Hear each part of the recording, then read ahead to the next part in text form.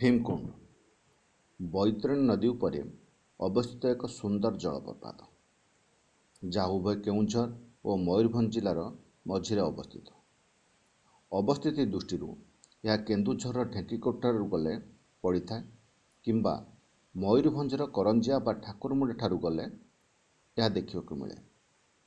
उभय पटु यार दृश्य खूब मनोरम एवं आकर्षणीय अटे, जहाँ वर्षर अनेक समय पर्यटक मानकु ता आड़क आकर्षित करिଥାଏ।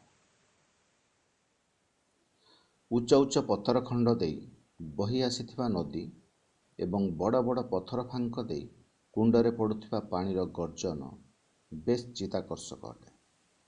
विस्तीर्ण पार्वत्य और पत्थरमाला, चारिआड़ सुउच्च वृक्षराजी, सबुज बनानी, पक्षी मानकर किचिरिमिचिरी शब्द परिवेश को खूब आनंददायक करिଥାଏ। प्रतिवर्ष मकर संक्रांति रे एठारे खूब बड़ महोत्सव हुए, लोक मानकर बेस समागम हुए। पौराणिक कथावस्तु अनुसार पांडव मानकर अज्ञातवास समय जेतेबेले पंचु पांडव विराट राज्य को जाउथिले, एही समय एठारे किछि दिन बिताइथिले। कुहाजाए द्वितीय पांडव भीम एही कुंडरे स्नान करुथिबारु यार नाम भीमकुंड नामरे नामित करा जाइछि। नदीर दुई पाखरे भीमंकर एक सुदीर्घ सुविशाल मूर्ति मध्य करा जाइछि, जहाँ खूब आकर्षणीय अटे।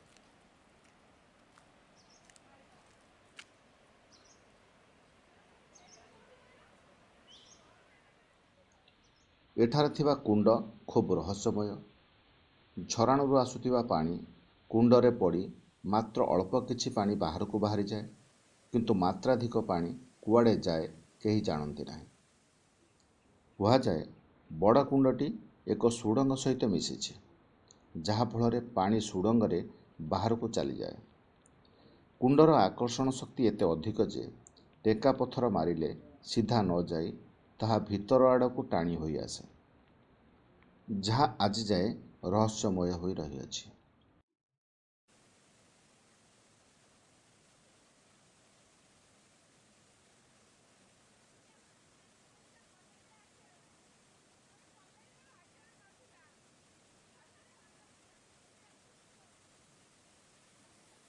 पर्यटकों मनोरम पाई स्थाने स्थाने सीमेंट तैयारी विश्रामस्थली करा जाइछि।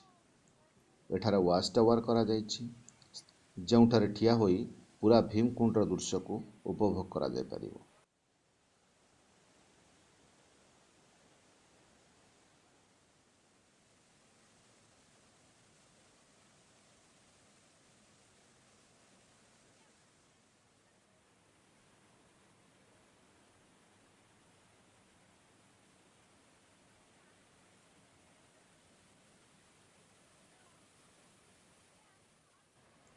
विस्तीर्ण पर्वतमाला दे बही आसुथिबा झरणार कुळुकुळु शब्द, सुउच्च वृक्षराजी शोभा पाउथिबा चतुर्पार्श्व, पक्षी मानकर किचिरिमिचिरी शब्द सांगकू सबुबले कुहुड़िया बा धुआलिया देखा जाउथिबा परिवेश बेस मनमुग्धकर अटे।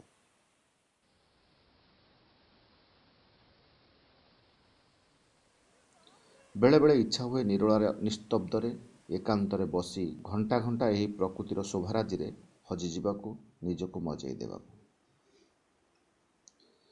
जदि केबे आपण बुलिबाकू चाहती, किछि समय प्रकृति बेले बिताइबाकू चाहती बा पिकनिक करबाकू चाहती, तेबे भीमकुंड आसंतु। यह आपनको खूब आनंद देव।